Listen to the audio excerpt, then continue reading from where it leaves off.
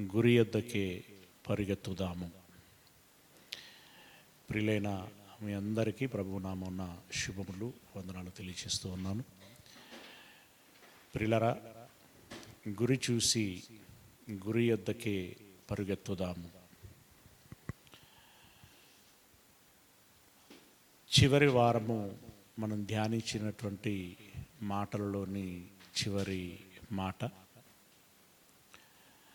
దేవుడు పిలిచినటువంటి పిలుపునకు తగినటువంటి బహుమానమును పొందవలయునని గురి యొద్దకే పరిగెత్తుచున్నాను అని పౌలు గారు అన్నారు. అంటే పౌలు గారి గురి ఏమిటి అని అంటే, దేవుడు పిలిచి ఇస్తాను అని చెప్పినటువంటి ఆ పిలుపునకు తగినటువంటి బహుమానం అనగా నిత్య జీవం, నిత్య స్వాస్థ్యం, నిత్య సంతోషం, సమాధానం, వీటిని పొందుకోవాలి అని పట్టుదల కలిగి క్రమశిక్షణతో తనదైనటువంటి ఆరాటం, పట్టుదలతో తాను ముందుకు సాగుచున్నాడు. ఈ విషయం మనకు కూడా ఉన్నది ఉన్నట్లుగా పరిగణించబడుతుంది. మనమును అదే గురి కలిగి అదే లక్ష్యంతో మనము పరిగెత్తాల్సినటువంటి వారమై ఉంటున్నాం. నడవాల్సినటువంటి వారమై ఉంటున్నామా, పరిగెత్తాల్సినటువంటి వారమై ఉంటున్నామా? పరుగెత్తాలి. ఎందుకు ఆ పరుగు అనంటే, ఆయుష్ తక్కువ, అడ్డంకులు ఎక్కువ, అభ్యంతరాలు ఎక్కువ. వాటన్నిటిని దాటుకొని గమ్యమునకు చేరాలి అనంటే దొరికిన ప్రతి సమయములో పరుగెత్తక తప్పదు. గనుక మనమందరము పరిగెత్తాలి.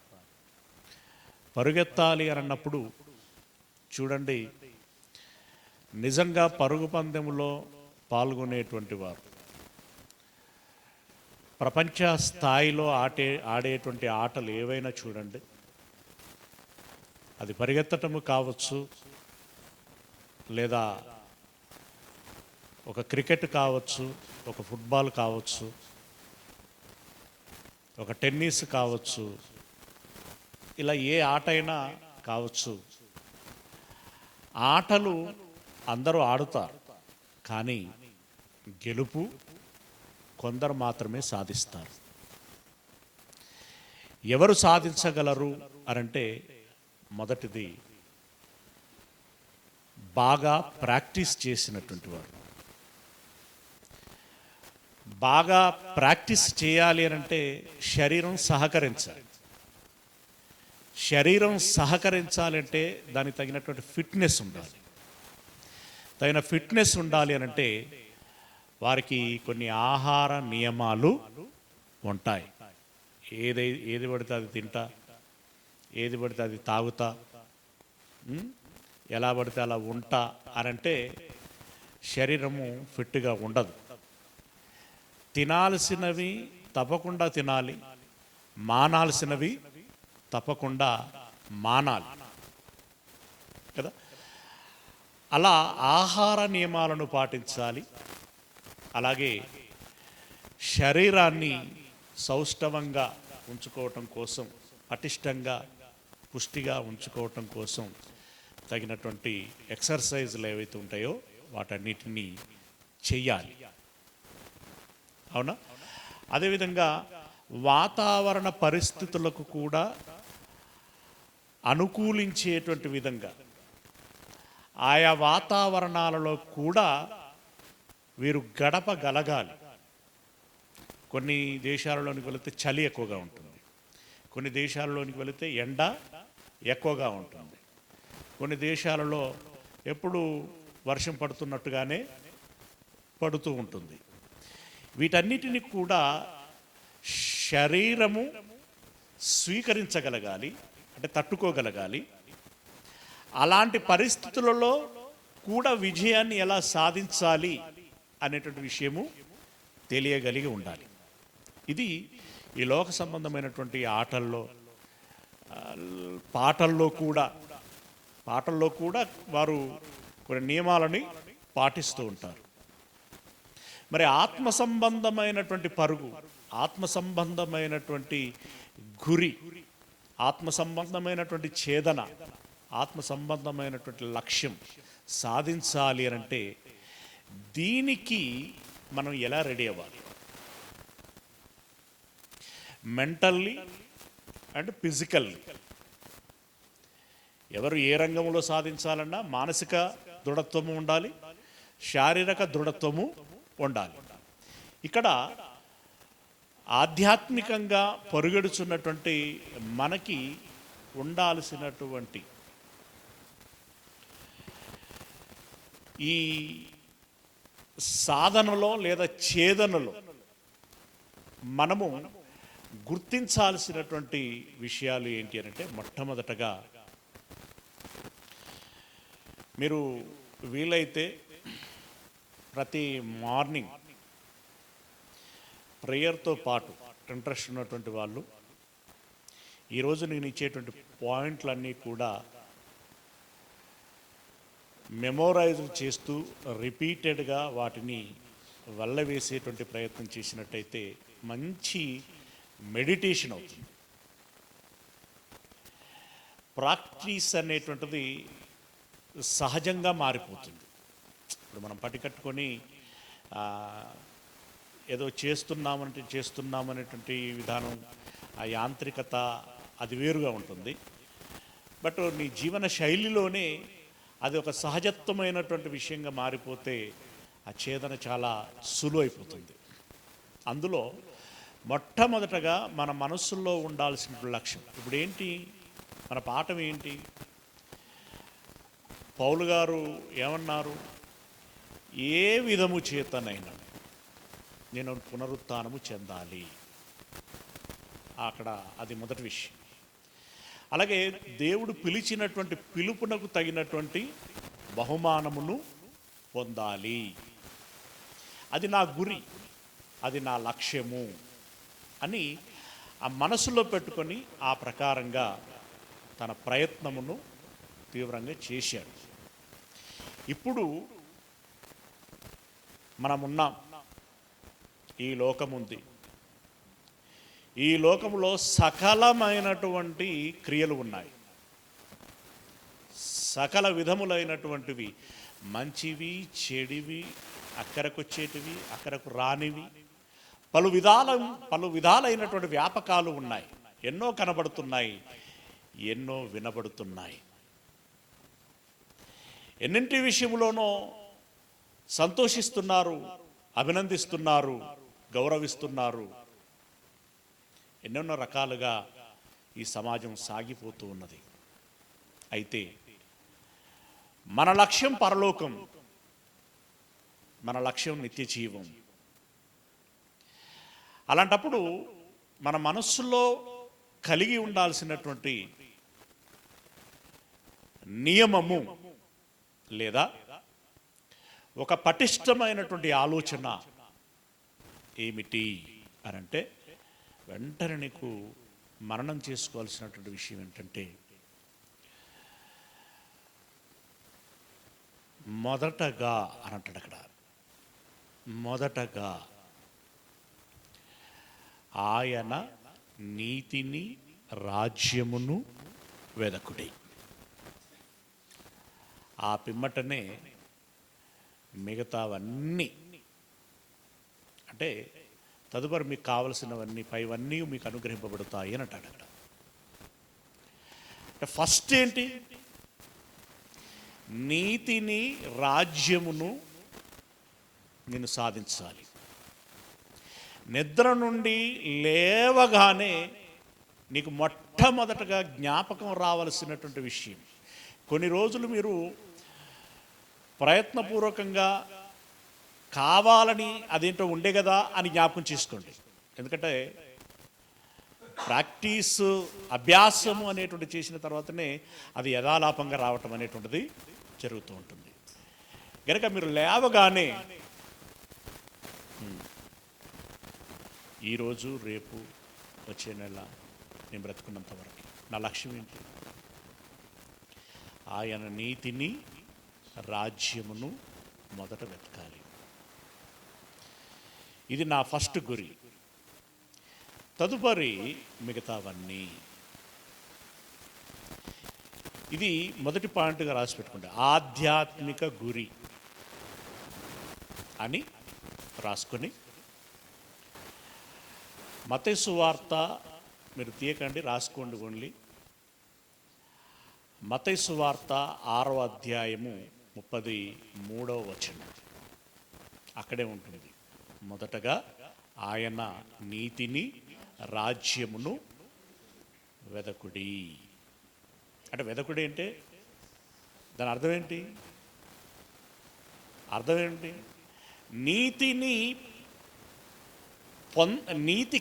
నీతిని మీరు, అంటే ఇప్పుడు ఏదైతే దేవుని నీతి, యేసయ్య నీతి అని చెప్పబడిందో ఆ నీతిని మీరు గ్రహించండి, స్వీకరించండి, కలిగి ఉండండి. అలాగే రాజ్యంలో చేరండి, రాజ్యముతో సాగండి. ఓకే, ఇది మనం మొట్టమొదటగా గుర్తుంచుకోవాల్సినటువంటి విషయం, అభ్యాసనంలో పెట్టాల్సినటువంటి విషయం. ఓకే, మత్తయి 6:33లో ఈ వచనము ఉంటుంది. ఇది మొదటిది. ఇక రెండవ పాయింట్ ఏంటంటే వ్యక్తిగత గురి. వ్యక్తిగత లేదా వ్యక్తిత్వ గురి. మీరు ఏదైనా పెట్టుకోవచ్చు ఆప్షన్లో. వ్యక్తిగత గురి లేదా వ్యక్తిత్వ గురి. నేను ఎలా ఉండాలి? ఇందాకటి పాయింట్ ఏంటి? నేనేం కలిగి ఉండాలి. ఇప్పుడు ఏంటి? నేను ఎలా ఉండాలి? నేను ఎలా ఉండాలి? ప్రపంచములో, ప్రపంచ చరిత్రలో నీ రోల్ మోడల్ ఎవరో గుర్తించు. ఎవరండి నీ రోల్ మోడల్? ఎవరు? అంతేనా? అబ్సల్యూట్లీ యేసుక్రీస్తు. మరి యేసుక్రీస్తు అన్నప్పుడు ఇప్పుడు యేసుక్రీస్తు వలె నీవు ఉండాలి. ఇది మన వ్యక్తిత్వ గురి లేదా వ్యక్తిగత గురి. దానికి చెప్తాడు చూడండి, రోమపత్రిక 8వ అధ్యాయం 29వ వచనం. రోమపత్రిక 8వ అధ్యాయము 29వ వచనం చదువుదాం. 8వ అధ్యాయము 29వ వచనం. ఎందుకనగా తన కుమారుడు అనేక సహోదరులలో జ్యేష్ఠుడగునట్లు దేవుడు ఎవరిని ముందుగా ఎరిగెనో వారు తన కుమారునితో, అంటే యేసు ప్రభుల వారితో సారూప్యము గలవారగుటకు వారిని ముందుగా నిర్ణయించెను. యేసు ప్రభుల వారితో సారూప్యత కలిగి ఉండాలని నిర్ణయించాడట. సారూప్యత అంటే ఏంటి? సారూప్యత అంటే ఏంటండి? తెలుగులో యాజ్ ఇట్ ఈజ్గా అని అంటారు. అదే ప్రకారంగా ఆలోచనలో కానివ్వండి, ప్రవర్తనలో కానివ్వండి, ఏ విషయంలోనైనా సరే యేసు ప్రభువుల వారు 33.5 సంవత్సరాల జీవితంలో ఏం చూపించాడో, కనపరిచాడో, తెలియచేశాడో ఆ ప్రకారంగా మనం ఉండాలి. ఇప్పుడు యేసుక్రీస్తు ఎలా, ఆయన వ్యక్తిత్వం ఏంటి అని చెప్పాలంటే అదొక పెద్ద పాఠం. మనకి సింపుల్గా ఆయన 2-3 మాటలలో చెప్పాలి అని అంటే, నేను నా తండ్రి ఇష్టమును నెరవేర్చడానికి వచ్చాను. ఇది మొదటి. నేను తండ్రి యొద్ద నుండి వచ్చానని ఎరిగి తిరిగి తండ్రి యొద్దకు వెళ్ళవలయునని ఆయన తన పనిని స్పీడప్ చేశాడట. ఓకే. అలాగే అయ్యా, లోకం పుట్టక మునుపు నన్ను గురించి నీ గ్రంథపు చుట్టల్లో ఏ విధముగానైతే రాసి పెట్టుకుని ఉన్నావు, ఆ నిశ్చిత్తమును నెరవేర్చుటకు నేను వచ్చి ఉన్నాను. అలాగే క్రియలన్నీ చేసి పరిస్థితులన్నిటిని భరించి చివరికి మరణిస్తూ చెప్పినటువంటి మాట సమాప్తమైనది. అంటే ఏంటి? జీవితం సమాప్తమైనదనా? దేవుడు అప్పగించినటువంటి పని, ఛేదించాల్సినటువంటి ఛేదన సమాప్తమైందనా? పని ఛేదన సమాప్తమైంది. ఇక అందులో ఆయన సహనం కనబడుతుంది, ఓర్పు కనబడుతుంది, నేర్పు కనబడుతుంది, వివేకం కనబడుతుంది, యుక్తి కనబడుతుంది, సమయస్ఫూర్తి కనబడుతుంది, ఆ మాటలో మాధుర్యం కనబడుతుంది, ప్రేమ కనబడుతుంది కదా. అలాగే దేవుని ఆలోచనలకు భిన్నంగా ఏది జరిగినా కూడా సహించలేనటువంటి, అంటే నొచ్చుకునేటువంటి మనస్సు కనబడుతుంది. దాని విషయంలో మార్పు తీసుకురావాలనేటువంటి ఆరాటం ఆయనలో కనబడుతుంది, ఆ తపన కనబడుతుంది కదా. ఇలా మాట్లాడుకుంటూ పోతే చాలా విషయాలు క్రీస్తులో మనకు కనబడతాయి. ఆయన ఎవరిని తిట్టలేదు, ఎవరిని కొట్టలేదు, తిడితే భరించాడు, కొట్టినా భరించాడు.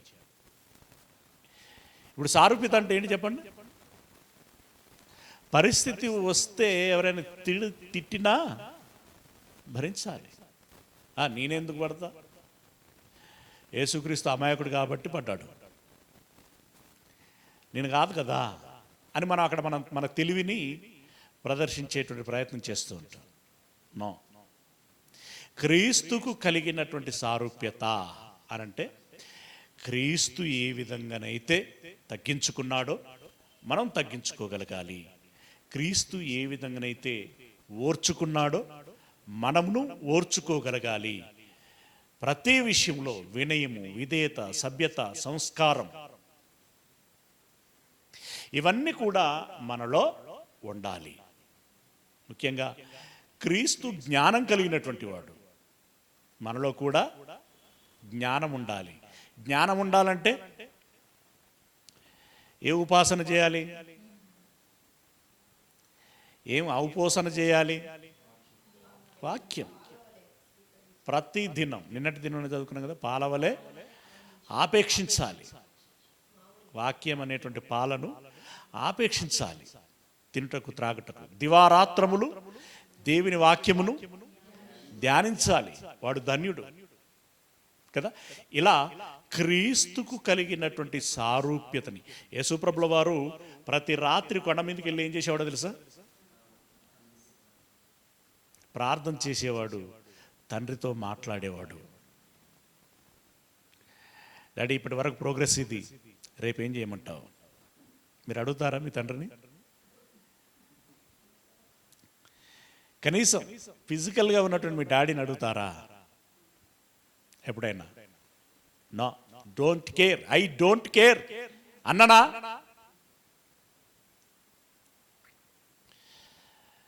అది క్రీస్తుకు కలిగినటువంటి సారూప్యత కాదు. పెద్దలంటే గౌరవం ఉండాలి, తల్లిదండ్రులంటే గౌరవం ఉండాలి, గురువులంటే గౌరవం ఉండాలి. అవునా? వారు చెప్పిన మాట వినాలి, దాన్ని పాటించాలి. పాటిస్తూ కనపరుస్తూ ఇంకా ఇంకా చెప్పండి డాడీ, ఇంకా చెప్పండి మాస్టర్, ఇంకా చెప్పండి పెద్ద ఆయన అని అడగగలగాలి. ఇంకా ఇంకా ఇంకా ఇంకా ఇంకా నువ్వు ఎప్పుడు అడగలుగుతావు? ఆల్రెడీ చెప్పినవన్నీ చేసుకుంటూ పోయినప్పుడు. ఇవే కుప్పడని ఉంటే ఇంకా నువ్వు అడగడానికి నీకు ముఖం చెల్లదు, నీకు ఆ ఆలోచన రాదు, ఆ ధైర్యం నువ్వు చేయలేవు. కనుక క్రీస్తు ఎప్పటికప్పుడుగా తన పనులను నియమానుసారంగా చేస్తూ తండ్రితో మాట్లాడుతూ రేపేంటి రేపేంటి రేపేంటి అని చెప్పి ఆ 3.5 సంవత్సరాలు చాలా నేర్పుతో తన పనిని తాను చేసుకుంటూ వెళ్ళాడు. ఓకే, పరిశుద్ధత ఉండాలి. యేసయ్యలో అది అక్షరాల ఉంది. పాపము లేనివారమై ఉండాలి, అది యేసయ్యలో మనకు కనబడుతుంది. నీతి కలిగి ఉండాలి కదా పిల్లరా. ఇవన్నీ గుర్తుంచుకొని క్రీస్తు అనగానే మీరు ఒకసారి ప్రయత్నం చేయండి. మీ ఓన్గా అంటే మీరు ఇప్పటి వరకు విన్నటువంటి లేదా చదివినట్టు వాక్య అనుభవం ఒకటి ఉంటుంది కదా, క్రీస్తుని గురించి రాయాలనుకున్నప్పుడు ఆయనలో ఉండినటువంటి గుడ్ థింగ్స్ ఏంటి 1 by 1 రాసుకోండి. ఒక తెల్ల పేపర్లో 1 2 3 4 ఫలానా ఫలానా ఫలానా ఫలానా ఫలానా అని చెప్పి రాసుకోండి. రాసుకొని ఇవన్నీ నాలో ఉన్నాయా లేదా అని చూసుకోండి. ఏం చేయండి? రాసుకోండి, తుడుచుకోండి. తుడుచుకోండా చూసుకోండా? రాసుకోండి, చూసుకోండి. ఉంటే మనం సారూప్యత కలిగినటువంటి వారు, లేకుంటే మనం ఎవరో తెలుసా? దానికి కూడా ఒక బిరుదు ఉంది, క్రీస్తు విరోధులం. సారూప్యత కలిగి ఉంటే క్రీస్తును ధరించుకున్నటువంటి క్రైస్తవులం, లేదు అనంటే క్రీస్తు విరోధులం. మీదే పార్టీ? సే పార్టీ, ఎక్స్ పార్టీ? మీదే పార్టీ? యేసయ్య పార్టీనా? యేసయ్య పార్టీ అయితే మరి మన నాయకుడు యేసయ్య వల్లే మనము ఉండాలి. ఓకే, 3వ పాయింట్, కుటుంబ సమేత గురి. ఇప్పుడు మనం చెప్పుకున్నది, ఇందాక చెప్పుకున్నదేమో వ్యక్తిగత గురి. 3వది కుటుంబ సమేత గురి. ఇక్కడ యెహోషువ గారు ఒక మాట చెప్పారు, అది మీ అందరికీ తెలుసు.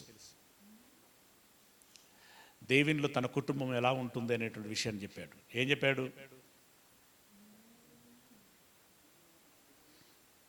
అంతేనా? మనం అంతేనా? యెహోషువ ఏం చెప్పాడో తెలియదా తన కుటుంబం గురించి?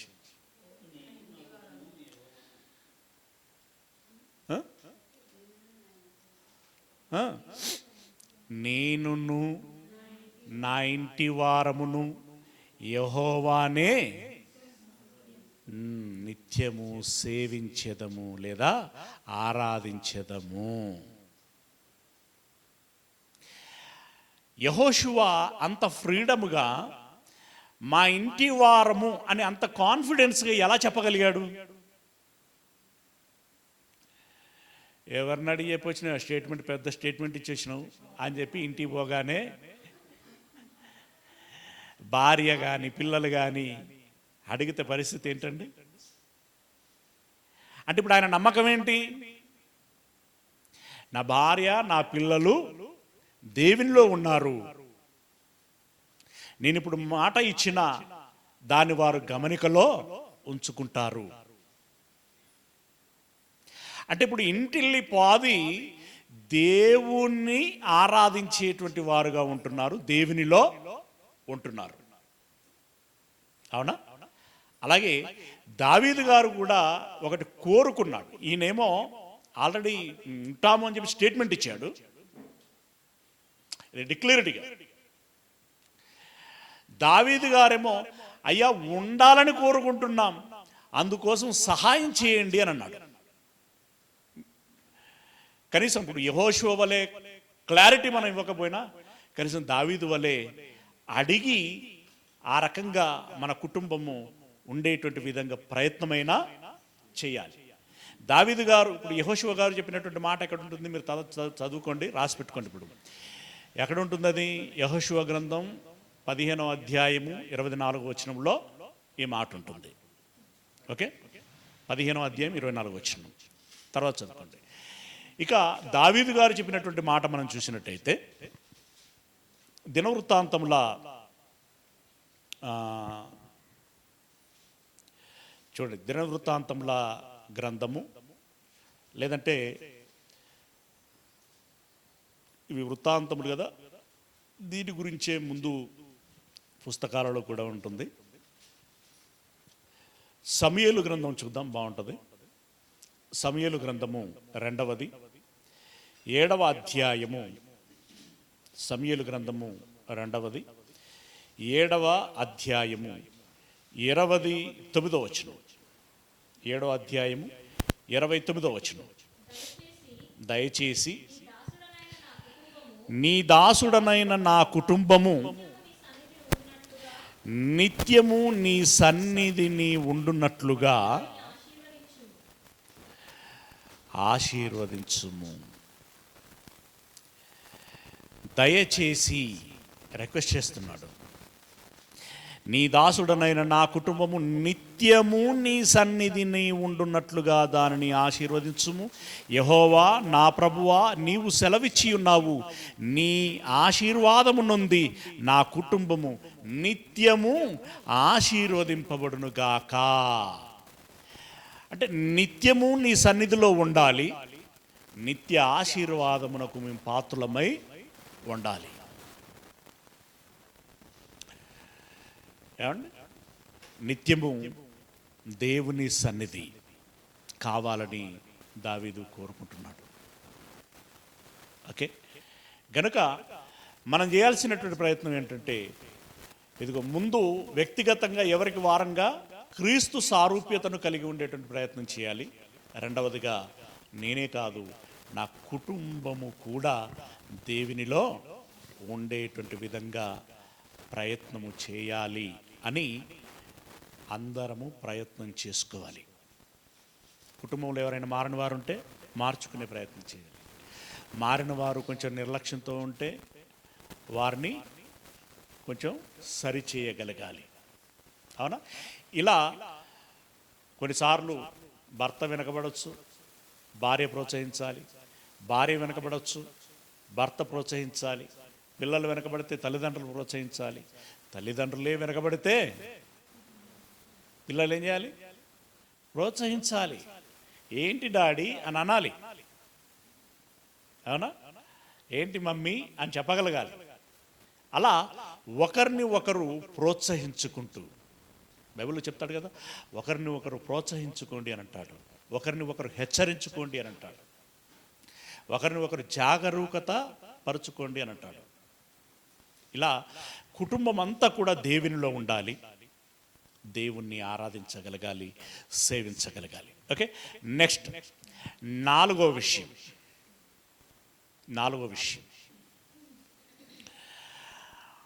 పరిచర్య గురి.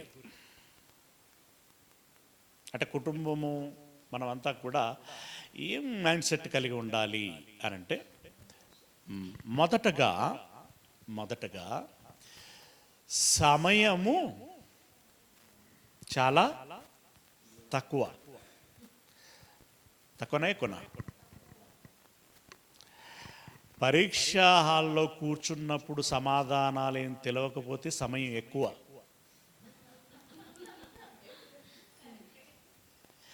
అన్నీ తెలుసు, అంతా రాయాలని అనుకున్నప్పుడు సమయం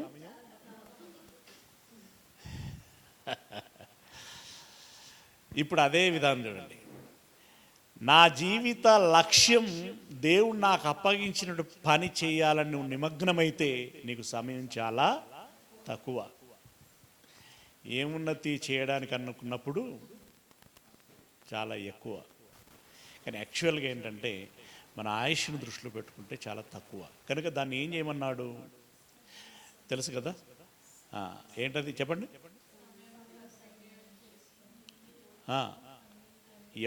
ఎఫెసీలో రాసిన పత్రిక 5వ అధ్యాయము 15వ వచనము ఏమన్నాడు? 5వ అధ్యాయం 15వ వచనం, త్వరగా. యోహాను సువార్త 5వ అధ్యాయం 15వ వచనం. ఎఫెసీ పత్రిక, ఎఫెసీలో రాసిన పత్రిక 5వ అధ్యాయము 15వ వచనం. దినములు చెడ్డవి గనక సమయమును పోనీయక.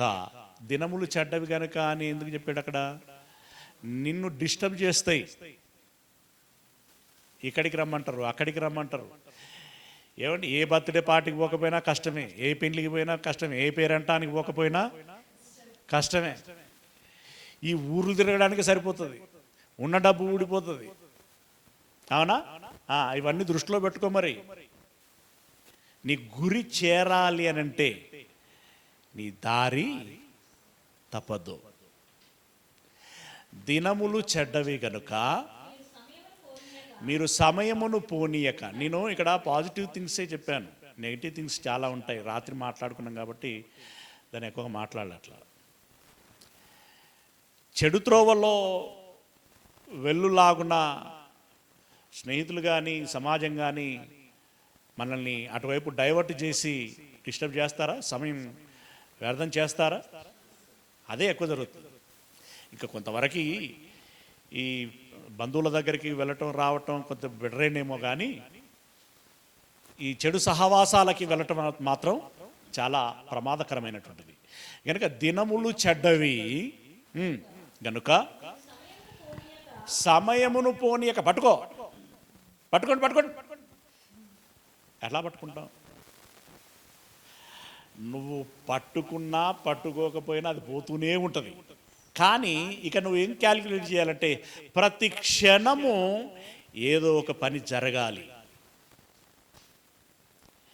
ఏమండి, క్షణాలు నిమిషాలు గంటలు గడిచిన కొలది ఆ లెక్కల ప్రకారమే నీ పనుల లెక్క కూడా ఉందనుకోండి, అది సద్వినియోగమైనట్టు. దాన్ని ఆ విధంగా సద్వినియోగం చేసుకోండి అని అన్నాడు. అలాగే పౌలు గారు ఇదివరకు మనం చాలాసార్లు మాట్లాడుకున్నటువంటి మాట, ఎక్కువగా వివరించుకోకుండా వచనం చదువుకుందాం. కొరింథీయులో రాసినటువంటి మొదటి పత్రిక 9వ అధ్యాయము 16వ వచనం నుండి 16. నేను సువార్తను ప్రకటించుచున్నను, నాకు అతిశయ కారణము లేదు. రెండవది, సువార్తను ప్రకటించవలసిన భారము ఎప్పుడు చెప్పండి? సువార్తను ప్రకటించాల్సిన భారం పౌలు మీద ఉన్నది, మన మీద కాదు. మన మీద కూడా ఉన్నదా? ఎవరైతే సువార్తను పొందుకుంటారో వారందరికీ ఆటోమేటిక్గా అప్లై అయిపోతుంది. వారును అలాగున ప్రకటించవలనని వారికి చెప్పండి. రాజులైన యాజక సమూహం మీరు, చీకటిలో నుండి వెలుగులోనికి పిలిచిన వాని గుణాతిశయములను ప్రచురము చేయు నిమిత్తం ఏర్పాటు చేయబడినటువంటి వారు మీరు. గనుక ఇక్కడ ఈ బాధ్యత, ఈ భారం మన మీద కూడా ఉన్నది. అది మనం గుర్తించుకోవాలి. నా మీద మోపబడి ఉన్నది. అయ్యో, నేను సువార్తను ప్రకటింపకపోయిన ఎడల నాకు శ్రమ. 3 విషయాలు వచ్చాయి. మొదటిది ఏంటిది? ప్రకటించిన అతిశయ కారణం లేదు. రెండవది, భారం నా మీద మోపబడి ఉన్నది. నేను సువార్త ప్రకటించకపోతే నాకు శ్రమ. 3 విషయాలు. తర్వాత 17వ వచనం, ఇది నేను ఇష్టపడి చేసిన ఎడల నాకు జీతం దొరుకును. ప్లస్, ఓకే, జీతం దొరుకును. ఇష్టపడకపోయినను గృహ నిర్వాహకత్వము నాకు అప్పగింపబడెను. ఇది పరిచర్యలో మనం అందరము కలిగి ఉండాల్సినటువంటి ఆలోచన. అంటే ఎట్టకేలకు సువార్త ప్రకటింపబడాలి. ఆ సువార్త ప్రకటించబడటానికి నేను నా వంతుగా ఎలా కృషి చేయగలను, ఎలా భాగస్థులము కాగలుగుతాము.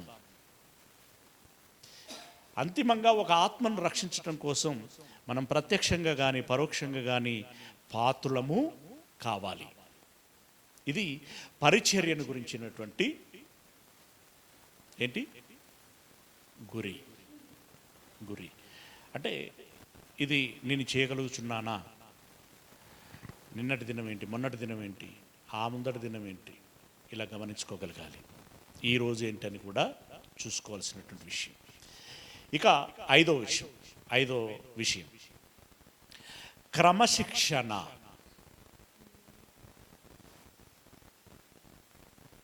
క్రమశిక్షణ.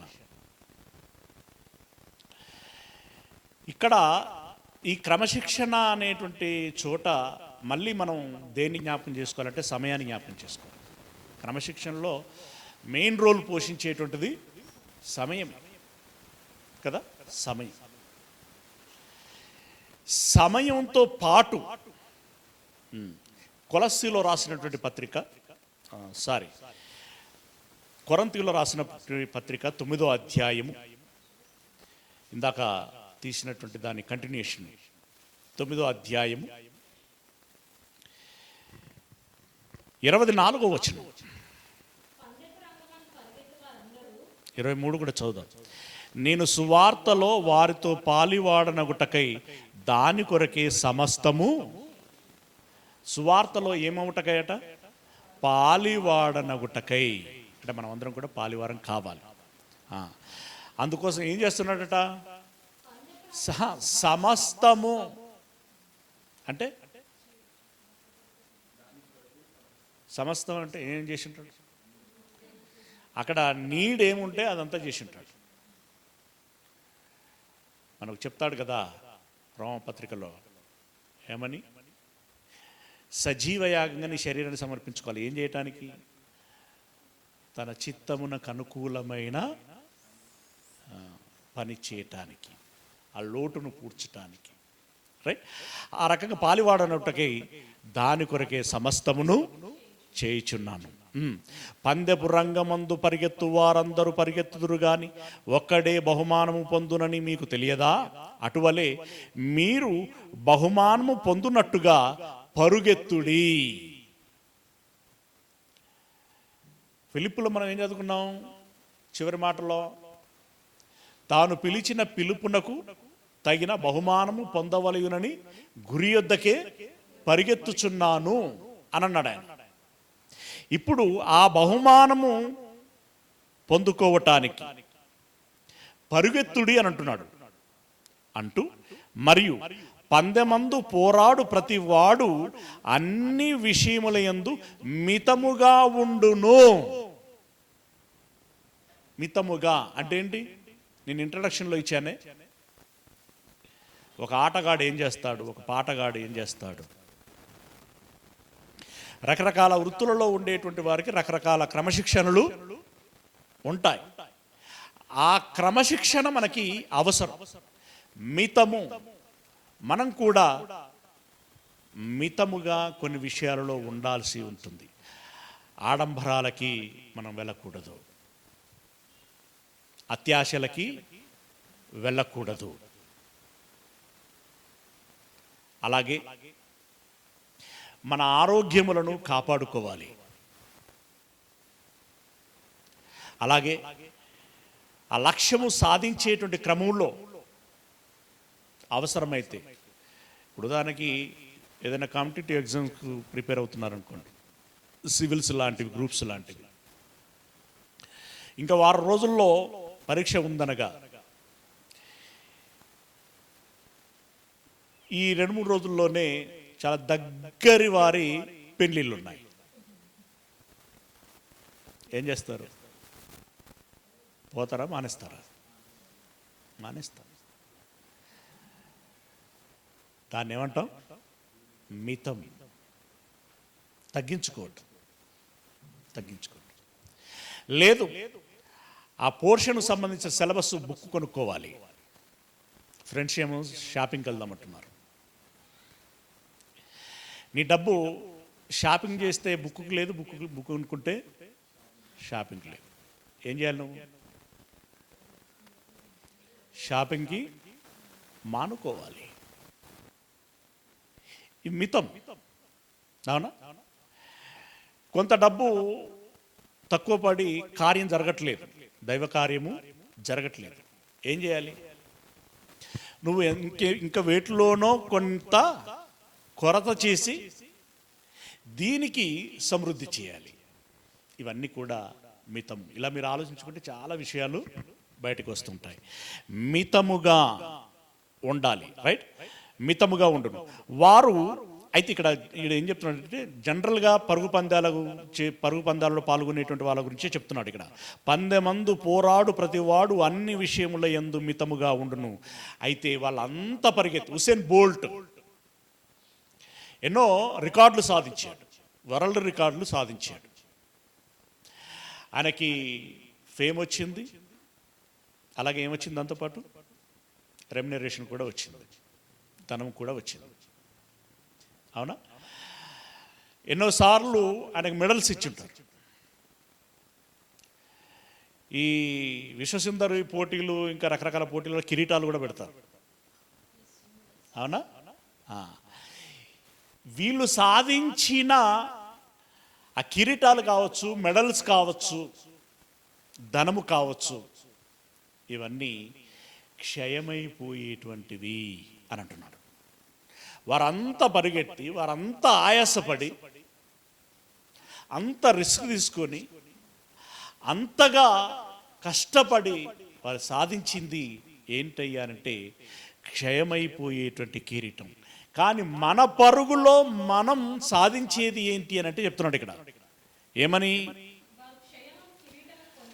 వారు క్షయమగు కిరీటమును పొందుటకును మనమైతే అక్షయమగు కిరీటమును పొందుటకును మితముగా ఉన్నాము. ఆమెన్. ఉన్నామా? ఒకవైపు క్షయమైపోయేటువంటి కిరీటం ఉన్నది, మరొక వైపు అక్షయంగా ఉండేటువంటి కిరీటము ఉన్నది. మనకి ఏ కిరీటం కావాలి? ఏ ఆర్ బి? క్షయమైపోయేది, అక్షయమైపోయేది ఏది? అక్షయమైనటువంటి కిరీటము మనకు కావాలి. అక్షయమైనటువంటి కిరీటమును మనం కొడుతూనే క్షయమైపోయేటువంటి కిరీటం కొట్టొచ్చా? అయితే అది నువ్వు చూసుకోగలగాలి. ఇది అది సాధించగలుగుతాననుకుంటే ఇట్స్ ఓకే. కానీ కొంచెం డౌట్ వస్తే ఎందుకైనా మంచిది ఆ ఎఫర్ట్ ఇటే పెట్టడం బెటర్. ఎందుకంటే క్షయమైపోయేటువంటి కిరీటంను కొట్టి అక్షయమైనటువంటి కిరీటం మిస్ అయ్యామనుకోండి, అయిపోయింది.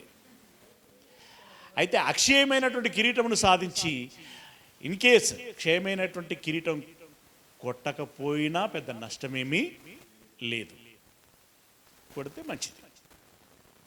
ఓకే, అక్కడ నీ స్టామినా చూసుకోవాలి, నీ టైం చూసుకోవాలి, నీ రకరకాలైనటువంటి విషయాలన్నీ చూసుకొని జాగ్రత్త పడాలి. అందుకే మెలకువగా, వివేకము ఇక్కడే అవసరం, సమయస్ఫూర్తి ఇక్కడే అవసరం. ఇలాంటివన్నీ మనం చూసుకోవాలి.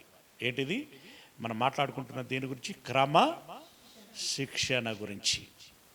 ఓకే, తర్వాత 6వ మాట వృత్తిగత గురి. అంటే డ్యూటీ, ఉద్యోగం. ఈరోజు పోకపోతే ఇక కుదరటట్లేదు. వృత్తిగత గురి. ఇక్కడ వృత్తి విషయంలో తాను చెప్తున్నటువంటి మాట కొలస్సీలో రాసినటువంటి పత్రిక 3వ అధ్యాయము 22వ వచనం. కొలస్సీలో రాసినటువంటి పత్రిక 3వ అధ్యాయము 22వ వచనం.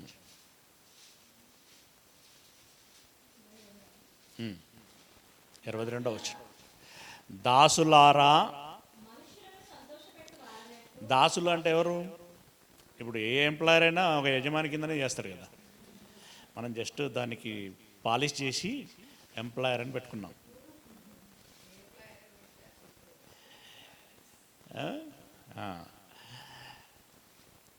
చెప్తున్నాడు, దాసులారా మనుష్యులను సంతోషపెట్టువారైనట్టు కంటికి కనబడవలనని యజమాని ముందు యాక్షన్ చేయకు. ఏమండి, కొంతమంది 8 hours డ్యూటీ ఉందనుకుంటే అది ఎప్పుడైపోతుందా అని చెప్పి ఇటు అటు కాలక్షేపం చేస్తూ ఉంటాడు. అటు చూసినప్పుడు మాత్రం పని చేస్తున్నట్టుగానే చేస్తాడు, అటు పోగానే మళ్ళీ అలా ఉండకండి అని అంటున్నాడు. మనుషులను సంతోషపెట్టువారైనట్టు కంటికి కనబడవాలని నేను కాక, ఉద్యోగస్తుడు కూడా ప్రభువుకు భయపడాలట. ప్రభువుకు భయపడుచు శుద్ధాంతకరణ గలవారై, అంటే మనస్సులో మంచి ఉండాలి నీకు. నా యజమానుడు నాకు జీతం ఇస్తున్నాడు, దానికి తగిన న్యాయము నేను చెయ్యాలి అనేటువంటి మనస్సు నీకు ఉండాలి అని అంటున్నాడు. శుద్ధాంతకరణ గలవారై. ఉదాహరణకి యోసేపు తన యజమాని ఇంట ఎలా పనిచేశాడు? నమ్మకంగా పనిచేశాడా? అక్కడ ఏమన్నా చేశాడు? ఇంకా జిమ్మిక్కులు అవన్నీ ఏం చేయలే కదా, ఎంత జాగ్రత్త చేశాడు.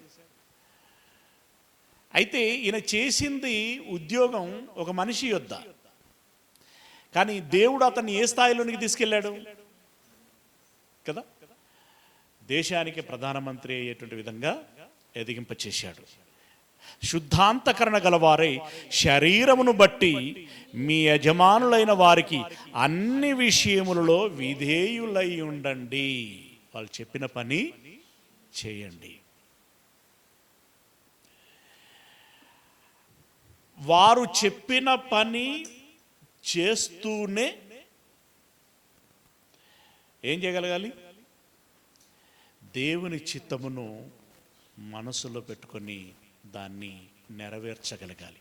ఇప్పుడు యోసేపు గారు ఆ ఇంటి పనివాడుగా ఉండి కూడా పరదేశును సాధించాడా లేదా?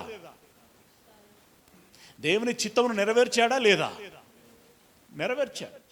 దేవుని చిత్తాన్ని నెరవేర్చాడు, సాధించాల్సింది సాధించాడు.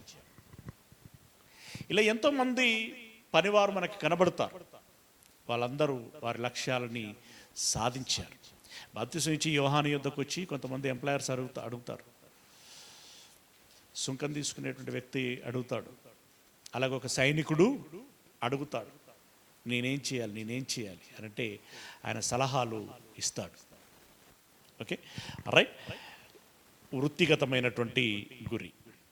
ఇక 7వది ఆర్థిక గురి, ఆర్థికపరమైనటువంటి గురి అంటే ఆర్థిక క్రమశిక్షణ అనుకోవచ్చు.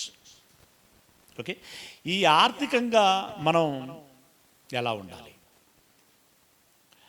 లూకా సువార్త 16వ అధ్యాయం.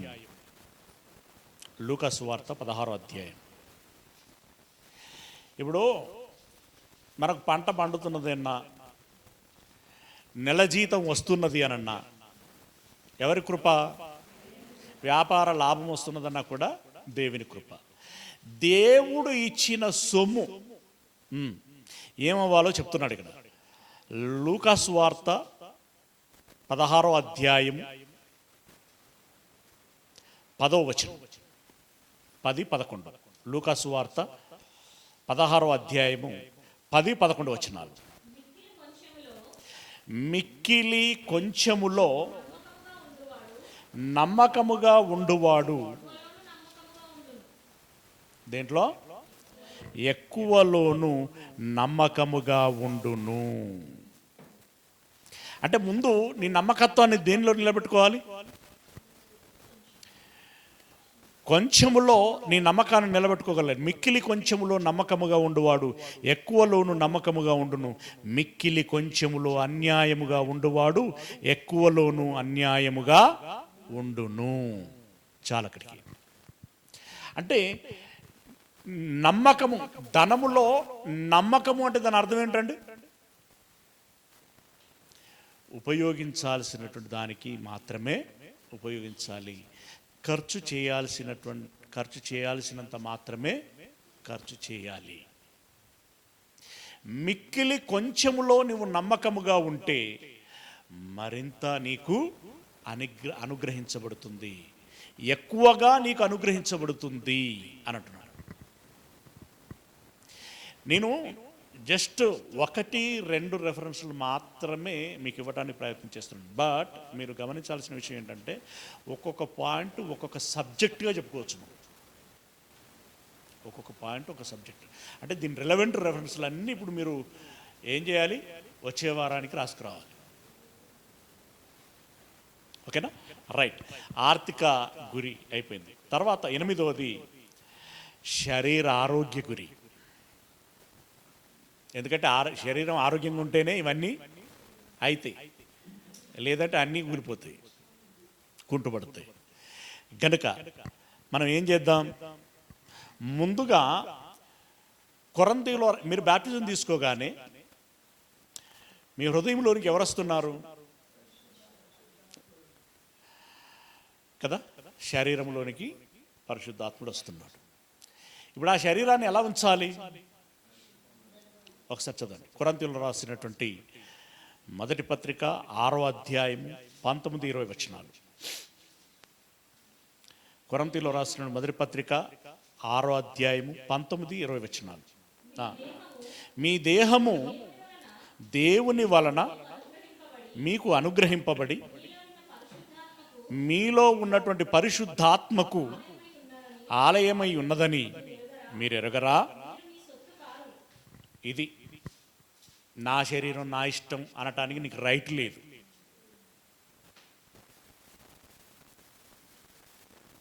నేను ఏమైనా తింటా, నువ్వెందుకు చెప్తావు?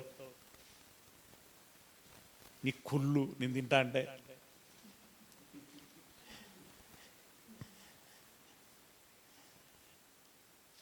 ఓకే. ఇక చాలా విషయాలు ఉంటాయి. గనుక మీ దేహము దేవుని వలన మీకు అనుగ్రహింపబడి మీలో ఉన్న పరిశుద్ధాత్మకు ఆలయమై ఉన్నదని మీరు ఎరగరా? మీరు మీ సొత్తు కారు, విలువ పెట్టి కొనబడిన వారు గనుక మీ దేహముతో దేవుణ్ణి మహిమపరచండి. నీ దేహముతో దేవుణ్ణి మహిమపరచాల్సింది, ఇది గుర్తుపెట్టుకో. నీ దేహంతో దేవుణ్ణి మహిమపరచాలి అనంటే దేహం ఆరోగ్యంగా ఉండాలా, అనారోగ్యంగా ఉండాలా? ఆరోగ్యంగా ఉండాలి. అది ఎరిగి నీ దేహాన్ని చక్కగా ఉంచుకోవాలి. ఆరోగ్యకరమైన ఆహారం తిను, సమయానికి తిను, తినాల్సినంత తిను. ఐస్ క్రీమ్లతోటి లేదంటే ఇంకా జంక్ ఫుడ్ ఇంకా చాలా ఉంటుంది కదా. ఆ జింక్ అయితే పర్వాలేదు, జంక్ వద్దు. జంక్ ఫుడ్ ఉంటుంది కదా, మనకు మామూలుగా హాని చేసేటి అనగానే నోరు ఊరుతూ ఉంటుంది. ఈ పిజ్జాలు, బర్గర్లు, ఈ బ్రెడ్ కూడా మైదా పిండి మంచిది కాదు. మళ్ళీ అదే మంచిది కాదంటే దాని మీద సాసట. మళ్ళీ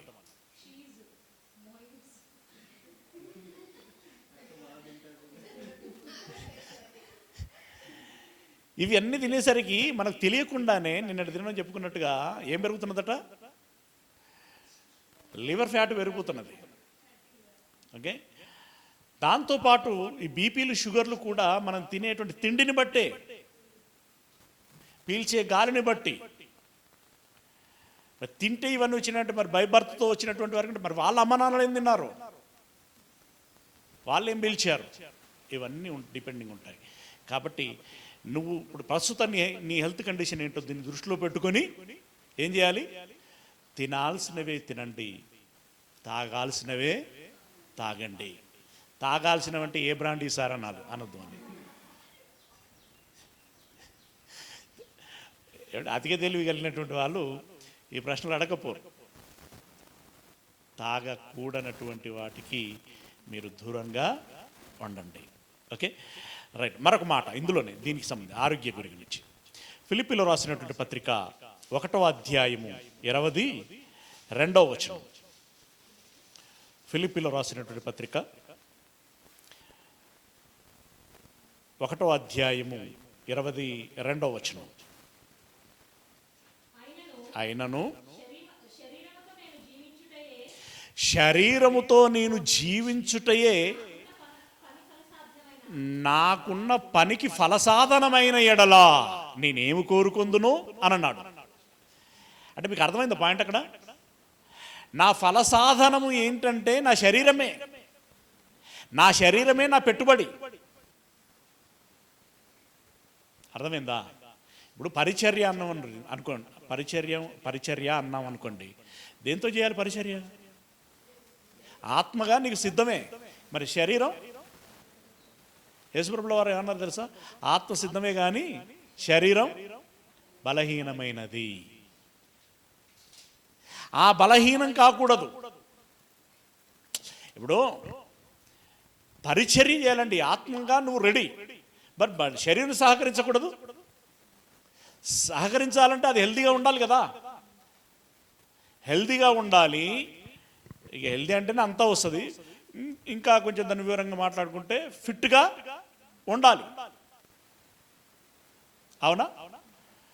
అంటే తినాల్సినంత తినండి, నిద్రించాల్సినంత నిద్రించండి. ఎక్కువ నిద్రించినా కూడా మబ్బొస్తుంది, సోమరులు అవుతారు.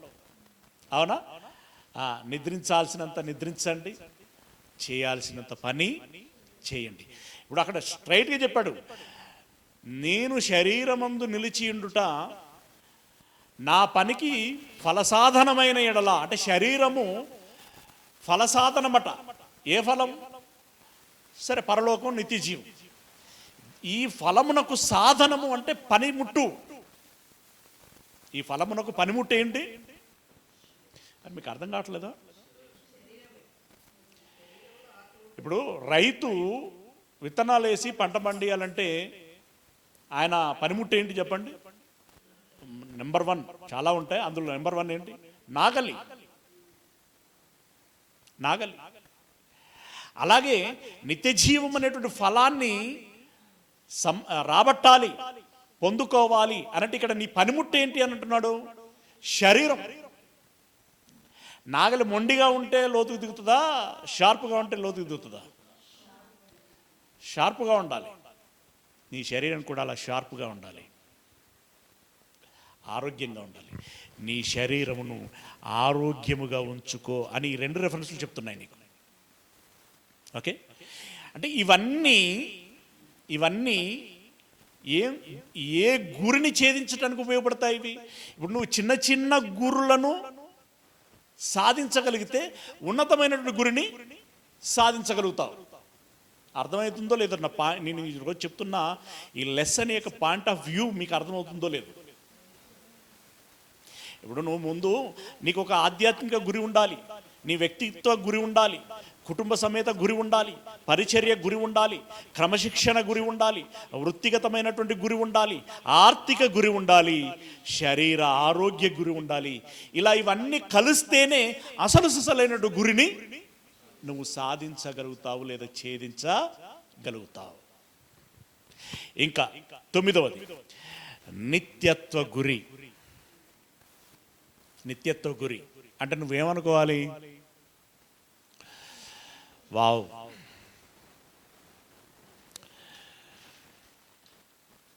ఈ ప్రకృతి ఎంత బాగుంది,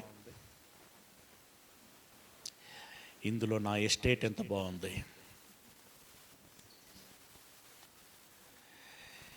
ఇందులో నేనుంటూ ఆస్వాదిస్తూ శాశ్వత కాలం ఇక్కడే ఉండిపోవాలనిపిస్తున్నది అని పెట్టుకున్నావు అనుకో, ఇంకొక దాని గురించి నువ్వేమీ ఆలోచించు. కాబట్టి ఇప్పుడు నువ్వు వెంటనే నీ మైండ్లోకి రావాల్సినటువంటి రెఫరెన్స్ ఏంటి చెప్పండి?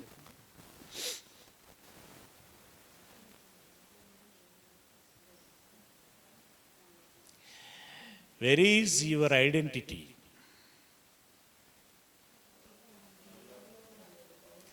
మన పౌరస్థితి ఎక్కడుంది? అది బైబిల్లో ఎక్కడుంది?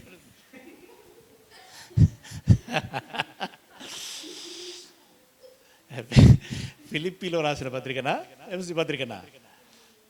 ఫిలిప్పీలో రాసిన పత్రిక 3వ అధ్యాయము 20వ వచనం.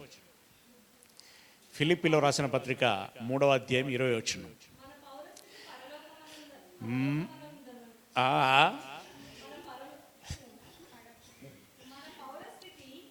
మన పౌరస్థితి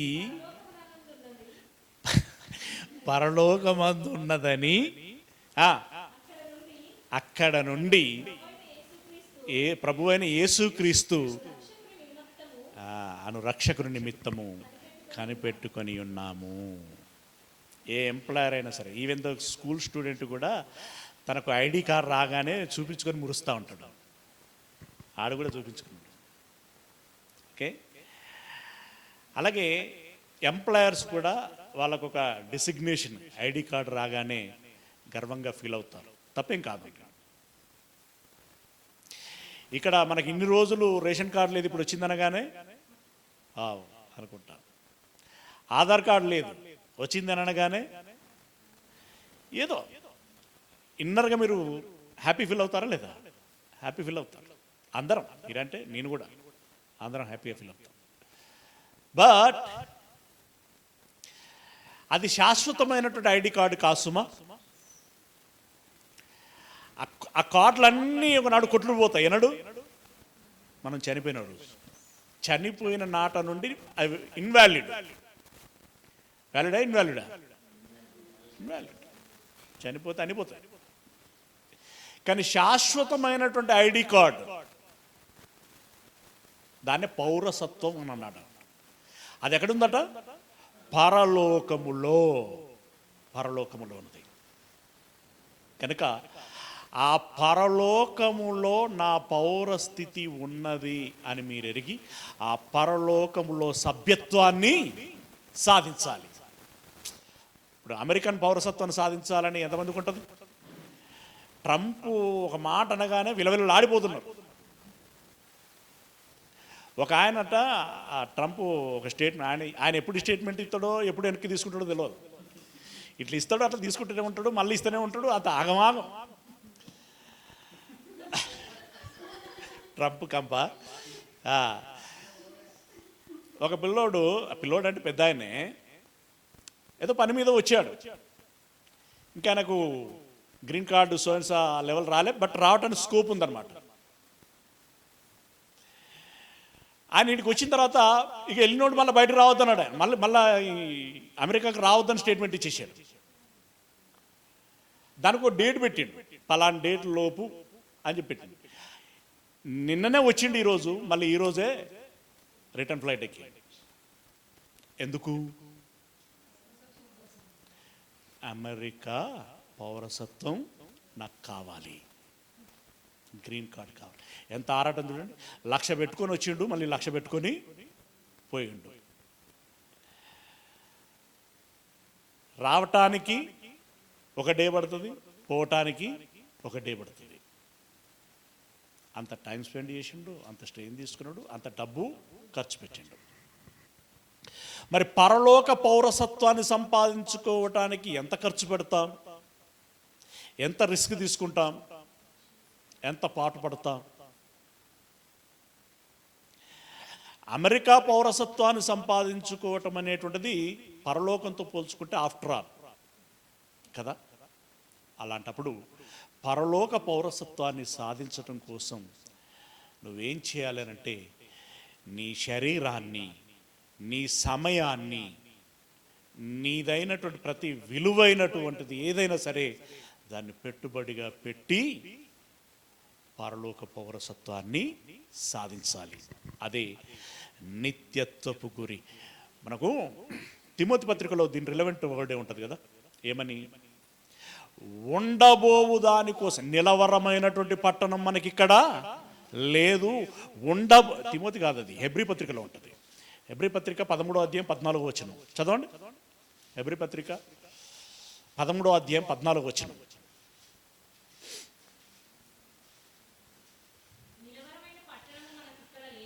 నిలవరమైనటువంటి పట్టణం నీకు ఇక్కడ లేదు అన్నప్పుడు అమెరికా పౌరసత్వం ఏం చేసుకుంటావు? కానీ ఉండబోవుచున్న దాని కోసం ఎదురు చూచుచున్నాము. అక్కడ వీసా రావాలి, మనం వెళ్ళాలి. ఆ లోపు నువ్వేం ప్రిపేర్ చేసి పెట్టుకోవాలి? పాస్పోర్ట్ అవసరమా లేదా? పాస్పోర్ట్ ఎప్పుడు వస్తుంది మనకి? బాప్తిజం తీసుకున్న రోజు, అంతే కదా. పాస్పోర్ట్ ఎప్పుడు వస్తుంది మనకి? బాప్తిజం తీసుకున్న రోజు. వీసా ఎప్పుడు వస్తుంది? అది ఎప్పుడైనా రావచ్చు. అది ఎప్పుడైనా రావచ్చు. అందుకే చాలామంది వీసా వచ్చినాక పాస్పోర్ట్ తీసుకుంటారా, పాస్పోర్ట్ వచ్చిన తర్వాత వీసా తీసుకుంటారా? పాస్పోర్ట్ ముందు తీసి పెట్టుకుంటే పాస్పోర్ట్ ఉంటేనే వీసా ఇస్తాయి కదా. ఆ రకంగా మనం నిలవరమైనటువంటి పట్టణం మనకి ఇక్కడ లేదు. ఉండబోవుచున్న దానికోసం మనం ఎదురు చూస్తున్నాం. అబ్రహాం లాంటి వాళ్ళు కూడా ఏం చేశారంటే, భూమి మీద మేము యాత్రికులం, జస్ట్ టూరిస్టులం. అయితే ఒక లోకం ఉంది, దానికోసం వాళ్ళు అక్కడికి వెళ్ళాలి అని చెప్పి ఎదురు చూశారట. It's okay, right. చివరిదిగా నిత్య సంతోష గురి. అల్టిమేట్గా నీకు కావాల్సిందేంటి? నువ్వు ఎక్కడున్నా కూడా, నీకు నరకంలో ఉన్నా కూడా సంతోషం ఉందనుకోండి. ఉదాహరణకి ఇప్పుడు నరకంలో కూడా నువ్వు ఎంజాయ్ని ఫీల్ అవుతున్నావు అనుకో, ఇట్స్ ఓకే, యువర్ కంఫర్ట్. ఉండదు అంటే నా పాయింట్ మీరు అర్థం చేసుకోవాలి. అల్టిమేట్గా మనం భూమి మీద ఉన్నా, పరదేశంలో ఉన్నా, పరలోకములో ఉన్నా, ఎక్కడున్నా కూడా, ఇప్పుడు పరలోకం వెళ్ళిన తర్వాత కూడా మనకు సంతోషం లేదనుకోండి, ఉదాహరణ చెప్తున్నాను, ఏం లాభం? అంతిమంగా నీకు కావాల్సింది ఏంది? ఆ సంతోషమే కదా. ఆ సంతోషం అంటావా, ఆనందం అంటావా, సంతృప్తి అంటావా? ఈ సంతోషం ఉంటేనే సంతృప్తి ఉంటుంది, సంతోషం లేకుండా సంతృప్తి ఉండదు కదా. అంటే నేను ఎక్కడ ఉన్నా కూడా సంతోషంగా ఉండగలగాలి. ధనవంతుల్లాగా కేకలేయకూడదు. నేను ఇక్కడ యాతన పడుచున్నానని చెప్పి ఆవేదన పడకూడదు. నిత్య సంతోషము మన గురి, అవునా? దానికోసం అది ఎక్కడ లభిస్తుంది మరి? కీర్తన గ్రంథం 16వ అధ్యాయము 11వ వచనం. కీర్తనల గ్రంథం 16వ అధ్యాయము 11వ వచనం. కీర్తనల గ్రంథం 16వ అధ్యాయం 11వ వచనం. జాగ్రత్తగా గమనించుకోవాలి, అన్వయించుకోవాలి ప్రతి మాట. జీవ మార్గమును నీవు నాకు తెలియచేసేదవు, నీ సన్నిధిలో సంపూర్ణ సంతోషము కలదు. ఇంకొక మాట కూడా అన్నాడు కింద, నీ కుడి చేతిలో నిత్యము ఏం కలవు? సుఖములు కలవు. ఇది రీచ్ అయితే నీవు సాధించినట్టు, సక్సెస్ అయినట్టు, విజయం సాధించినట్టు. దేవుని సన్నిధిలోనే శాశ్వతమైనటువంటి సంతోషములు ఉన్నాయి, సుఖములు ఉన్నాయి. అది దేవుడు అనుగ్రహిస్తేనే మనకు లభిస్తుంది. ఆ కృప మనకు ఆయన ఇవ్వాలి, ఆ కృప మన పట్ల చూపించాలి. లేకపోతే నేనుగా సాధించుకుంటాను అనంటే అది అవ్వదు.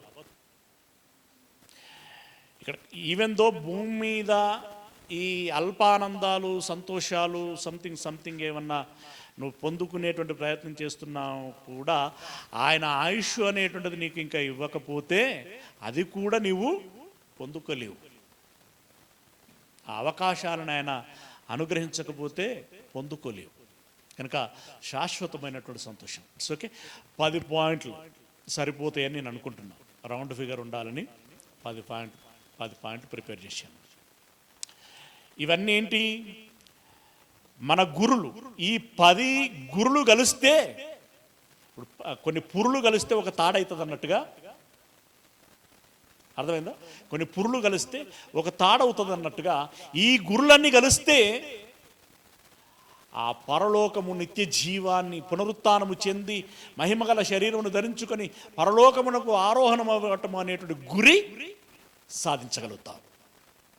Okay, right. ఈ 10 గురులు ఏందో మీరు అందరూ ఒకటేసారి ముక్త కంఠంతో ఒకటొకటి చెప్పండి. 1 నుండి 10 దాకా చెప్పండి. 1 2 3 అంటాను, స్టార్ట్ చేయండి. 1 2 3.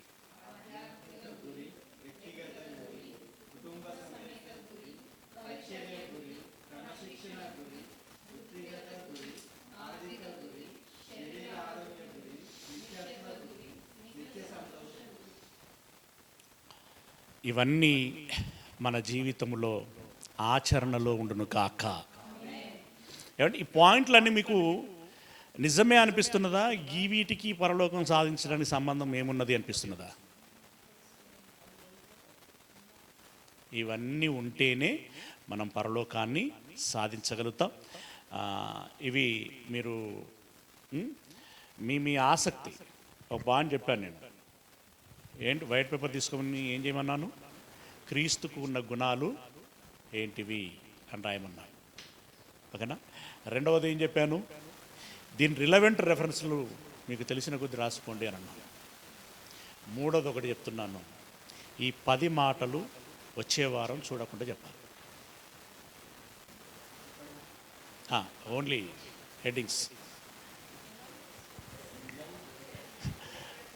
Only headings. ఓకేనా? All the best.